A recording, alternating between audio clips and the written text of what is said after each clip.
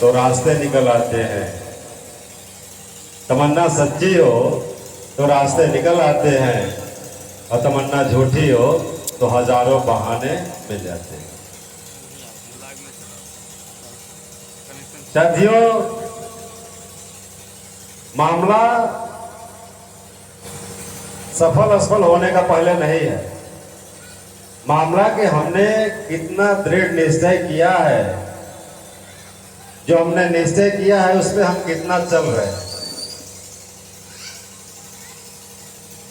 क्योंकि इस दुनिया में तो बहुत सारे लोग बहुत सारे वादे करते हैं, लेकिन वादा करना अलग बात है और उस पर चलना अलग बात है। मानो कांसीराम साहब ने जो वादा किया उस पर चल करके दिखाया, तो इसलिए कुछ बुरा हुआ, जिसकी बदौलत आज हम लोग उनका नाम ले रहे हैं, उनके गुणगान कर रहे हैं। साथियों, बहुत सारी बातें यहाँ हुई हैं, लेकिन कुछ बातें जरूरी है जिनको मैं करना चाहूँगा। अभी एक साथी अमित कुमार पटेल जी हैं जो बोल रहे थे, तो पीछे से कोई सब खींच रहे थे, उसमें मुझे कांसीराम साहब की एक कहानी मुझे याद आ गई। वो नागपुर में एक रैली में गए हुए थे, तो वो कार्यक्रम खत्म होने के बाद शाम का समय था, तो उनके कार्यकर्ता उनके पास बैठ गए थे। कुछ लोग राजनीतिक बात कर रहे थे, कुछ लोग सामाजिक बात कर रहे थे, कुछ लोग ये कह रहे थे कि हमारे समाज में आर्थिक स्थिति बड़ी खराब है, वो कैसे सही होगी।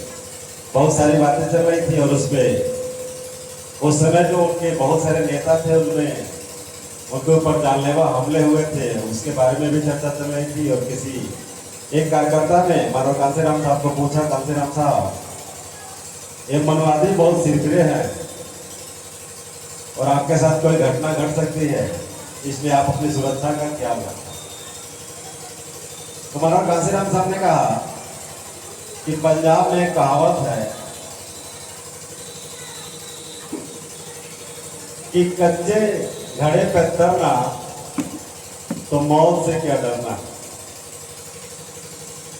कांसीराम साहब ने कहा कि कच्चे घड़े पर तैरना तो मौत से क्या डरना। उन्होंने कहानी बताई कि पंजाब में जो युवा नौजवान होते हैं, और वो जो नदी के उस पार जो उनकी प्रेमिका रहती है, उससे मिलने के लिए वो मटके का इस्तेमाल करते हैं।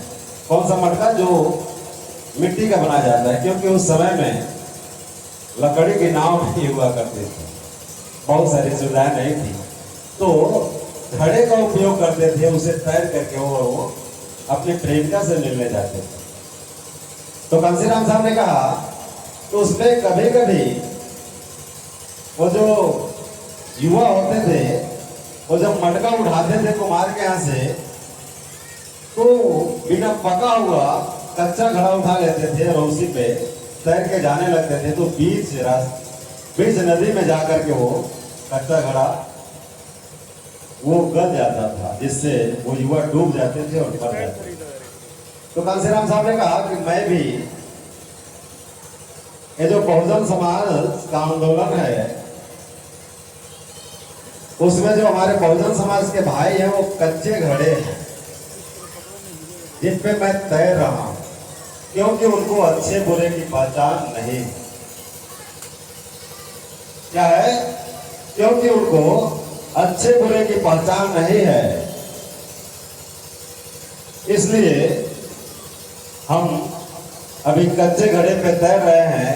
अब कब डूब जाएंगे इसका पता नहीं है, लेकिन हमें हमारा जो उद्देश्य है वो हमारी प्रेमिका है, उससे मिलना जरूरी है। तो इसलिए कांसीराम साहब ने कहा कि कच्चे घड़े पर तैरना तो मौत से क्या डरना। साथियों, आज उसी दौर में हम लोग जी रहे हैं। कांसीराम साहब ने बीच में काम किया था, जिससे लोगों में जागृति आई थी।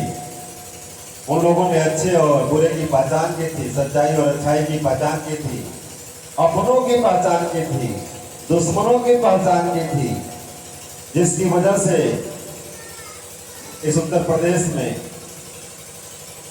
उनके हाथ में सत्ता आई और कुछ हमारे लोगों ने विकास किए, लेकिन आज फिर से वही दौर आ गया है। कांसीराम साहब को गए, अभी साहब बता रहे थे कि 18 साल हो गए, 1.5 दशक बीत गए, 2 दशक होने वाला है। आज कांसीराम साहब जैसा कोई रहनुमा नहीं है कि जो कच्चे घड़े पर तैरने के लिए तैयार हो।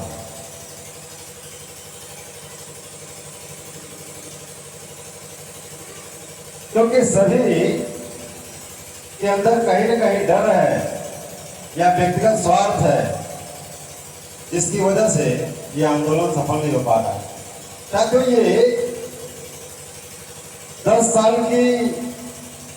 साल काम करने के बाद मैं अपने अनुभव से बात बताना चाहता हूं कि कांसीराम साहब का एक वक्तव्य जो कहते हैं, क्या कहते हैं कि जिस समाज की गैर राजनीतिक जड़ें मजबूत नहीं होती हैं, उस समाज की राजनीति कामयाब नहीं है। क्या कहते हैं कि जिस समाज की गैर राजनीतिक जड़ें मजबूत नहीं होती हैं, उस समाज की राजनीति कामयाब नहीं हो सकती। कांसीराम साहब ने इस बात को कहा और कहा कि जब मैं खंगालना शुरू किया तो मुझे कहीं जड़ें ही नहीं दिखाई दी। कांसीराम साहब ने कहा कि जब मैं खंगालना शुरू किया कि गैर राजनीतिक जड़ें कहाँ है, तो कांसीराम साहब ने कहा कि मुझे पता चला कि यह समाज तो रूटलेस है, इसकी जड़ें नहीं। तो कांसीराम साहब ने कहा कि मेरे जीवन का बहुत सारा समय इन समाज की जड़ें लगाने में बीत गया, और जब ये समाज के पास जब जड़ें हो गई, तब उसके बाद उन्होंने राजनीति के बारे में सोचा और राजनीति को कामयाब किया। आज ठीक उसी दिशा में हमें काम करने की आवश्यकता है। हमारे लोग, आज हमारा समाज रूटलेस हो गया है। जो भी आता है 2 साल 4 साल काम करता है, फिर वो राजनीति में कूद जाता है, रूट निर्माण नहीं हो पाता है। अभी साहब ने कहा कि 64 से लेकर 84 तक कांसीराम साहब ने 20 साल इस समाज की गैर राजनीतिक जड़ों को मजबूत करने के लिए लगाया। इतना पेशेंस है क्या, इतना धैर्य है क्या हमारे समाज के पास? साथियों, बिना धैर्य के, बिना पेशेंस के ये कारवां कामयाब नहीं होगा। बहुत साफ साफ बात है। आज मैं आपको ख्याली पुलाव दे दूं, कल देखिए, कल इस कारवां को हम लोग पूरा कर लेंगे, आज पूरी ताकत लगा दीजिए। तो ये कल के डेट में कारवां कामयाब नहीं होने वाला है। इसमें बड़े ही धैर्य और साहस की आवश्यकता है। कांसीराम साहब कहते हैं कैसे, किस प्रकार के धैर्य और साहस की आवश्यकता है। एक बार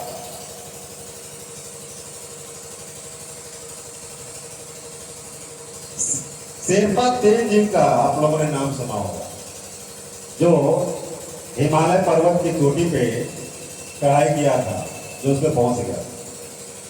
सर्वप्रथम भारतीय शेरपा तेंजिंग, वो जब हिमालय पर्वत पे चढ़ रहा था तो 2 बार फेल हो गया और नीचे गिर गया।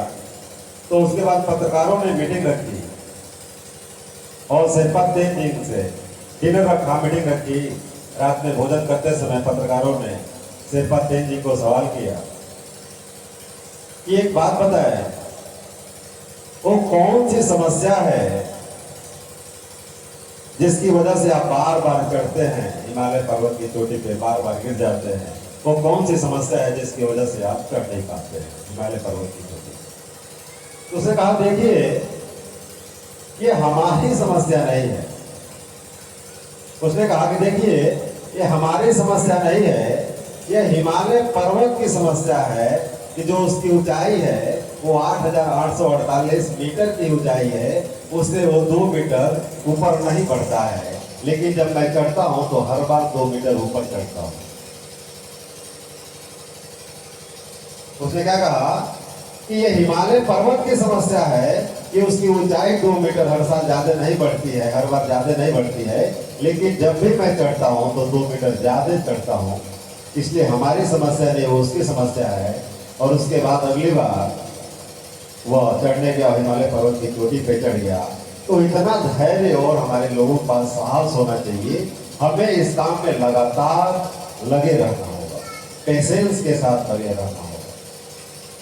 लेकिन हमारे लोगों के पास पेशेंस नहीं है, धैर्य नहीं है, साहस नहीं है, बहुत जल्दी घबरा जाते हैं।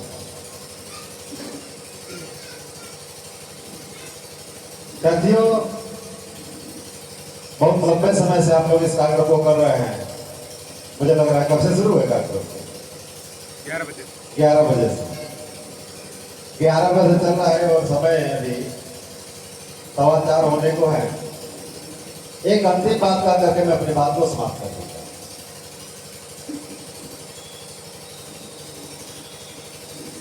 साथियों,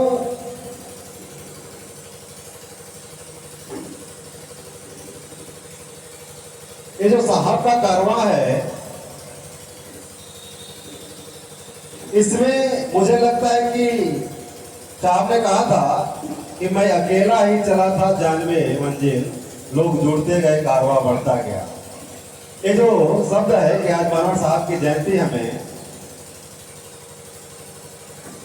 दृढ़ संकल्प एवं त्याग के रूप में मनाना चाहिए, उसके दिवस के रूप में मनाना चाहिए।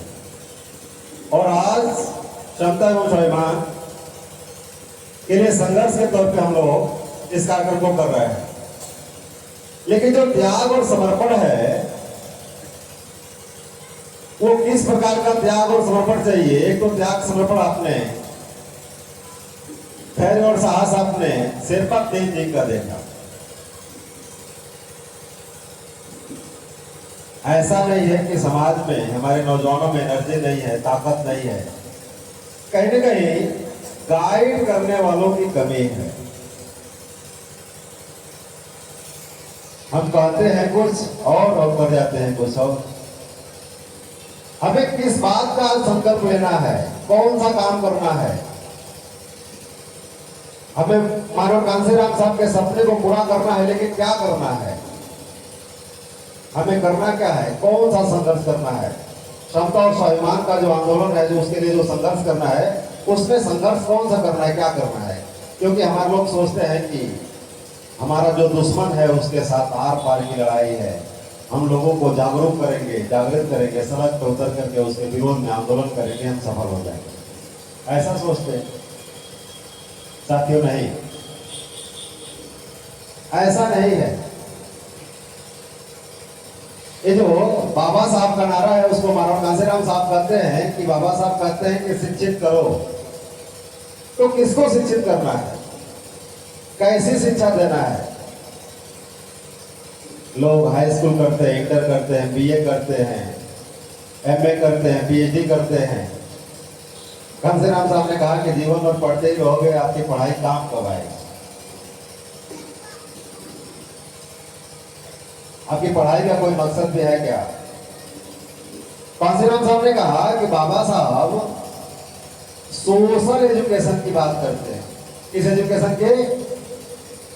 सामाजिक शिक्षा की बात करते हैं। क्योंकि कोई भी कितना हो ज्यादा पढ़ा लिखा इंसान हो, अगर उसके पास सामाजिक समझदारी नहीं है तो वो बुद्धिजीवी नहीं। कांसीराम साहब कहते हैं कि बाबा साहब क्या कहते हैं, उन्होंने जब 20 जून 1924 को 35 अधिकारी सभा का गठन किया बाबा साहब ने, तो बाबा साहब ने एक बात कही। उन्होंने कहा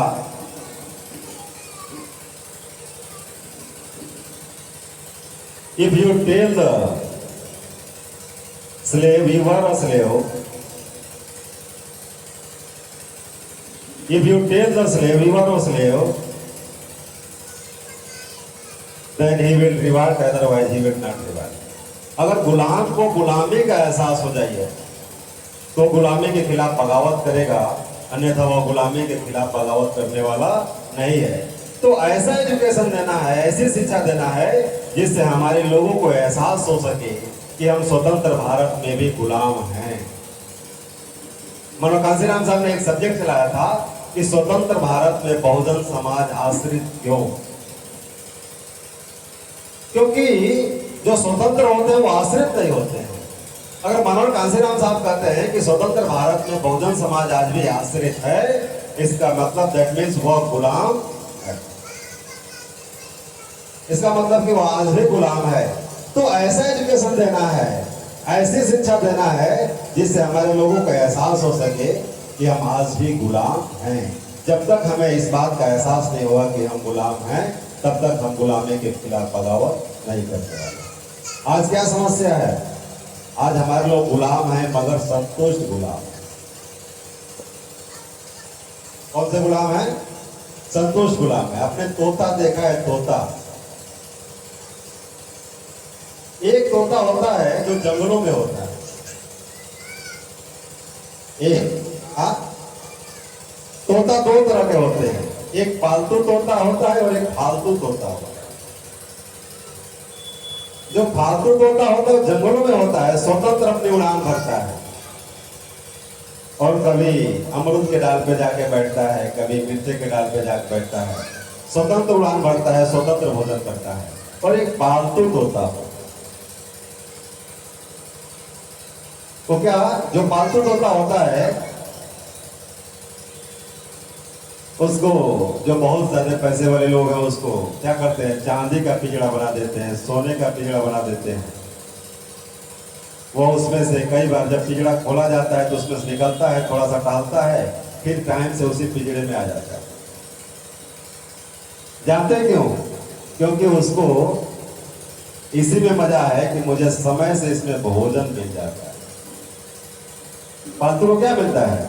उसको जीने के लिए भोजन मिल जाता है, लेकिन उसकी आजादी गायब है। लंबे समय के बाद उसको एहसास नहीं है कि मैं गुलाम हो चुका हूं, हमारी स्वतंत्रता हमने खो दी है। तो आज हमारे लोग पालतू तोते के समान हो गए। वो आज संतोष गुलाम है। जो दुश्मन दे रहा है वो आपको जीने भर का दे रहा है, हम उसी में संतुष्ट हैं। कांसीराम साहब ने कहा कि हम आपको मालिक बनाना चाहते हैं, मालिक, लेकिन आप नौकर बनना चाहते हैं। कांसीराम साहब अपने नौजवानों को तैयार करते समय कहते हैं कि हम अपने नौजवानों को, बहुजनों को कमांड करने के लिए तैयार कर रहे हैं, लेकिन अफसोस की बात है कि जिनको मनोहर कांसीराम साहब ने कमांड करने के लिए तैयार किया, आज वो डिमांड कर रहे हैं। किससे? दुश्मनों से। जिनको कमांड करने के लिए तैयार किया, आज वो डिमांड कर रहे हैं दुश्मनों से। हमें ये बड़े शर्म की बात है कि अपने स्वार्थ के लिए हम कमांड करने की बजाय डिमांड कर रहे हैं। कांसीराम साहब ने कहा कि हमें मांगने वाले नहीं, हमें देने वाले समाज का निर्माण करना है। साथियों, तो हमें ऐसा एजुकेशन देना है, ऐसी शिक्षा देना है जिससे इस बहुजन समाज को एहसास हो सके कि हम गुलाम हैं। गुलाम क्यों हैं? क्योंकि हम जातियों में, भी साहब बता रहे थे कि हम जातियों में बांटे गए लोग हैं, और जातियां जो है वो क्या करती हैं, वो ऐसा हथियार, ऐसा तलवार है जो ऊपर से नीचे को काटता है। हर एक बड़ी जाति का आदमी अपने निचले जातिवादी, अपने निचले जाति के व्यक्ति के ऊपर क्या करता है, उसको अपमानित करता है, उसको मारता है, उसके साथ अन्याय करता है, उसके ऊपर अत्याचार करता है, क्योंकि वो समझता है कि हमसे ये निचले जाति है। प्रत्येक बड़ी जाति का। तो कांसीराम साहब कहते हैं कि दुश्मनों ने ऐसा तलवार बनाया है जो सिर्फ ऊपर से नीचे को काटती है, और जैसे ही जातियों में बांटे गए लोगों को मनोहर कांसीराम साहब ने बहुजन समाज बना करके उन्होंने कहा कि अब ये दोधारी तलवार हो गई है, अब ये ऊपर को भी काटेगी। कब? लेकिन जब बहुजन समाज बन जाएगा तब। नहीं तो चमार चमार में सिमट कर रह जाएगा, धोबी धोबी में सिमट कर रह जाएगा, पटेल पटेल में सिमट कर रह जाएगा, कोरी कोरी में सिमट कर रह जाएगा, अहिट अहिट में सिमट कर रह जाएगा, तब ये दोधारी तलवार नहीं बन पाएगी। तो साथियों, आज बहुजन समाज बनाकर फिर से इस दोधारी तलवार को जिंदा करना होगा, ताकि आज के डेट में जो ऊपर की जातियां आपकी ऊपर उपक्रम बनी हुई हैं, ताकि वो जमीन पे आ जाएं, और जो बहुजन समाज है, जो जातियों में बांटे गए लोग हैं, वो इकट्ठा हो करके और हुक्मरान बन सके। दूसरी बात, वहां पे लिखा है आंदोलित करो, पहला है शिक्षित करो, दूसरा लिखा है आंदोलित करो। हमें कैसा आंदोलन करना है? आंदोलन का मतलब हमने कहा कि हमारे लोग समझते हैं कि हमें सड़क पे उतर करके आंदोलन करना है, लोगों को शिक्षित करके जागरूक करके सड़क पे उतर करके आंदोलन करना है, दूसरों को दुश्मनों के विरोध में आर पार की लड़ाई लड़नी है। कांसीराम साहब कहते हैं कि ना, बाबा साहब ऐसा आंदोलन करने को नहीं करते। कैसा आंदोलन करने को करते हैं? बाबा साहब कहते हैं कि हमारा संघर्ष जो है वो दुश्मनों के साथ है ही नहीं, हमें दुश्मनों की बात करनी ही नहीं है। हमारा संघर्ष दुश्मनों के साथ नहीं है। हमारा संघर्ष इस बात के लिए है कि जो हम जातियों में बांटे गए लोग हैं वो आपस में उनके बीच भाईचारा कैसे पैदा हो। जब तक भाईचारा नहीं पैदा होगा तब तक बहुजन समाज का निर्माण नहीं होगा। इस बात का संघर्ष है। किस बात का संघर्ष है? कांसीराम साहब कहते हैं बहुजनों में एकता पैदा करने का संघर्ष है। बहुजनों को एका करने का जो संघर्ष है वही आंदोलन हमारे लिए सबसे बड़ा आंदोलन है। दुश्मनों के साथ हमारा कोई आंदोलन नहीं है, कोई संघर्ष नहीं। अगर हम अपने बहुजनों को एका करने में कामयाब हो गए, बहुजनों के अंदर एकता पैदा हो गई, बहुजन समाज का निर्माण हो गया, तो बहुजन कितना है? आप फूंक मार देंगे, दुश्मन आपका खत्म हो जाएगा। इसलिए हमारा दुश्मनों के साथ कोई संघर्ष नहीं है। बहुजनों के बीच एकता पैदा करने का, उनके बीच भाईचारा पैदा करने का जो संघर्ष है वो सबसे बड़ा संघर्ष है। इसके लिए महाराज कांसीराम साहब कहते हैं कि हमें लोगों को आंदोलित नहीं करना है, लोगों के मस्तिष्क को आंदोलित करना है। किसको करना है? तो उसके दिमाग को आंदोलित करना है। हमारे लोग समझते हैं कि हमें सड़क पर उतर के आंदोलन करना ना।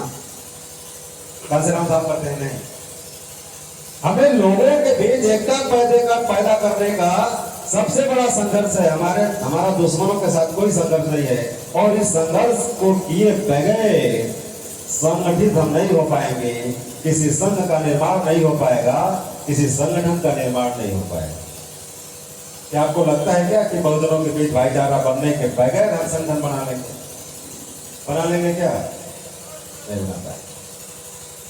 तो साथियों, कांसीराम साहब कहते हैं कि हमारा संघर्ष दुश्मनों के साथ नहीं है, हमारा संघर्ष अपने लोगों के साथ है, उनके साथ भाईचारा पैदा करने का।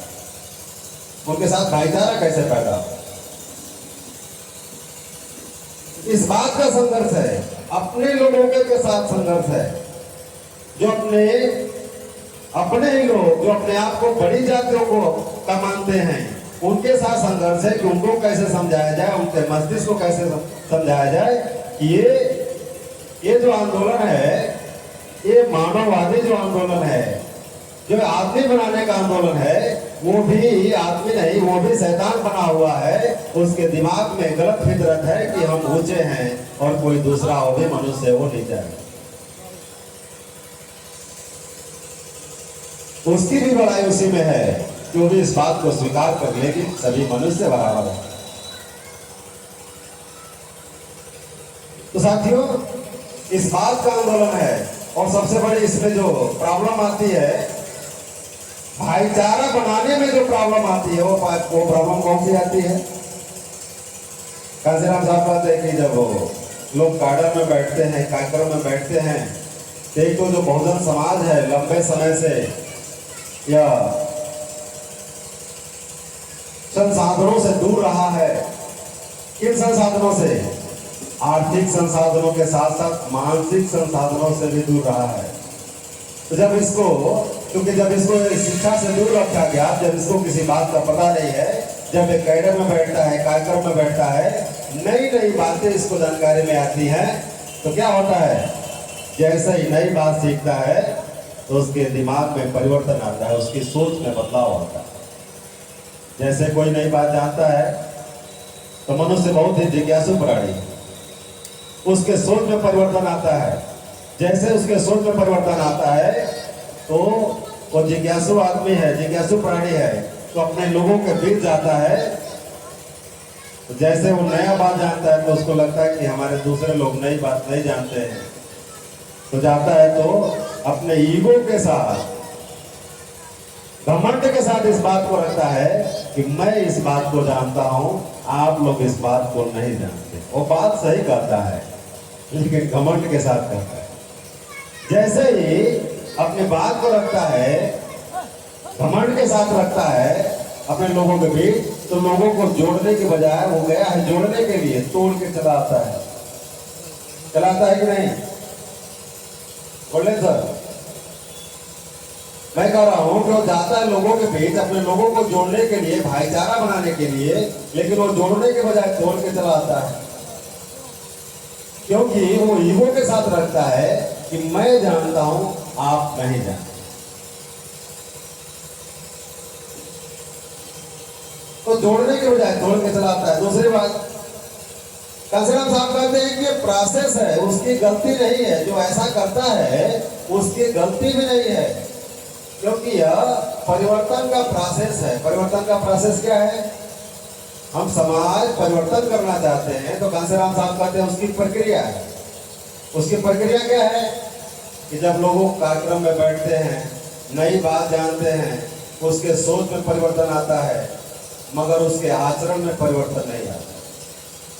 जैसे ही सोच में परिवर्तन आता है, उसके वाणी में परिवर्तन आता है, उसके बोलने में परिवर्तन तो आता है, मगर उसके आचरण में परिवर्तन नहीं आता है। क्योंकि मंचों से जो बहुत सारे लोग नशाखोरी मिटाने की बात करते हैं, नशा मुक्ति आंदोलन चलाते हैं मंचों से, वह लोग मंच के किनारे जाकर के धीरे से सुर्ती बना करके करते हैं।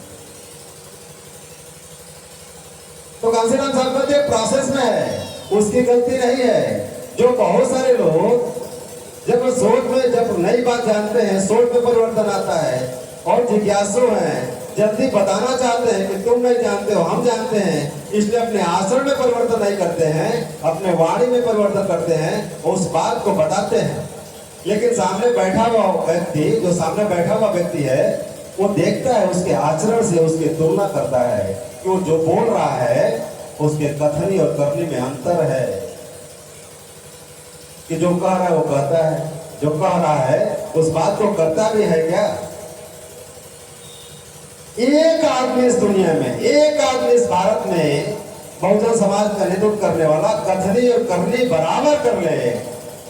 मानो कांसीराम साहब ने और कुछ नहीं किया, मानो कांसीराम साहब की कथनी और करनी एक थी, इसलिए लोग उनके साथ जुड़ते गए और कारवां बनता गया, वो आंदोलन में तब्दील हो गया और हम कामयाब हो गए। तो कांसीराम साहब कहते हैं कि उसकी गलती नहीं है, और नई बात जानता है, जल्दी बताना चाहता है कि आप नहीं जानते हो, हम जानते हैं। जब कभी बड़े बड़े मंचों से बोलते बोलते जब कभी उसको रियलाइज होता है, एहसास होता है कि जिस हम बात को बोलते हैं उस काम को हम करते नहीं हैं। क्योंकि बहुत सारे बड़े बड़े नेता मंचों से जो बोलते हैं, चौका पे कुछ और बोलते हैं और चौके के अंदर कुछ और होता है उनके। लोग देखते हैं उसके आचरण से, उसकी तुलना करते हैं, इसलिए उसके ऊपर विश्वास नहीं कर पाते हैं, उसके साथ नहीं जुड़ते हैं। जब कभी उसको विश्वास, जब कभी उसको एहसास हो जाता है कि जो हम मंचों से बोलते हैं वो करते नहीं है, लोग जा करके हमें गाली देते हैं कि बहुत झूठा नेता है, जब उसको रियलाइज होता है तब उसके आचरण में परिवर्तन आता है। कांसीराम साहब कहते हैं कि बहुत सारे लोग आए इस दुनिया में, बहुत सारे लोग चले गए, जिनको रियलाइज ही नहीं हुआ कि हमें कथनी और करनी ये करनी चाहिए, हमें अपनी कथनी और करनी एक करनी चाहिए। इसलिए बहुत सारे लोग इस दुनिया में आए और इस दुनिया से चले भी गए और कोई आंदोलन खड़ा नहीं कर पाए, सिर्फ मुंह से कहते रहे। इसलिए कांसीराम साहब ने सिर्फ एक काम किया था, अपनी कथनी और करनी को एक किया था। मैं दावा करता हूं इस चित्रकूट में सिर्फ एक व्यक्ति अपनी कथनी और करनी को एक कर ले, 27 तक आते आते इस चित्रकूट की तस्वीर बदल देगा। इस आशा और विश्वास के साथ कि जो लोग यहाँ साथी, खासकर जो नौजवान बैठे हैं, वो ऐसा संकल्प लेकर के जाएंगे, दृढ़ निश्चय लेकर के जाएंगे कि अपनी कथनी और करनी एक करेंगे और बहुत ही जल्दी इस चित्रकूट ही नहीं, इस उत्तर प्रदेश ही नहीं, हम लोग इस भारत की तस्वीर को बदलेंगे। आप लोग हम एक दूसरे का साथ देंगे। अगर हम लोग, कांसीराम साहब ने कहा, हम पूरे जीवन में अपने कुछ नहीं कर रहे हैं, हम क्या कर रहे हैं? हम सिर्फ अपने समाज को लायक बनाना चाहते हैं।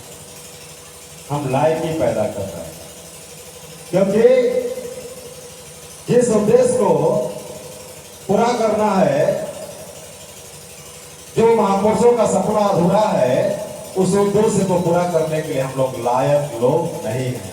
इसलिए हम अपने लोगों को लायक बनाना चाहते हैं और इस पूरे जीवन उन्होंने कांसीराम साहब ने अपने लोगों को लायक बनाने में अपना पूरा जीवन खपा दिया। धन्य है ऐसे कांसीराम साहब जिन्होंने समाज में लायकी पैदा करने के लिए अपने पूरे जीवन को लगा दिया। हम पुनः दोबारा आपसे अपील करते हैं, आपसे आश्वस्त हैं कि आप लोग भी समाज में लायकी पैदा करने के लिए अपना आप लोग अधिक से अधिक समय लगाएंगे। जितना अधिक समय